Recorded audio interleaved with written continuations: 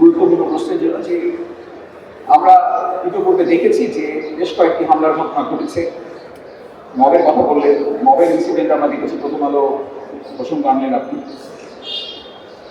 আমি কিন্তু আমার বক্তব্যের মধ্যে একটা ক্লিয়ার করে বলেছি যে সম্মানিত সেনাবাহিনী প্রধান যে দুটি মুখ্য উদ্দেশ্য নিয়ে সকল স্টেক হোল্ডারদের সাথে মত বিনিময় করেছেন, তার একটি গুরুত্বপূর্ণ উদ্দেশ্য হচ্ছে জনগণের মনে এই আস্থাটা দেয়া, একটি স্পষ্ট বার্তা দেয়া যে বাংলাদেশ সরকার, নির্বাচন কমিশন, অসামরিক প্রশাসন এবং সকল আইনশৃঙ্খলা রক্ষাকারী বাহিনীর পাশাপাশি সশস্ত্র বাহিনী একটি অবাধ এবং সুষ্ঠু নির্বাচনের জন্য যা যা করণীয় তা করতে বদ্ধপরিকর।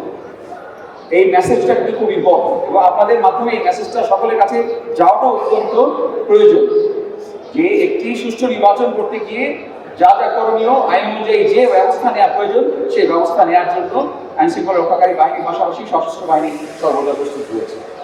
এই মেসেজটাও আমি আপনাদের মাধ্যমে সবার কাছে পৌঁছে দিতে চাই।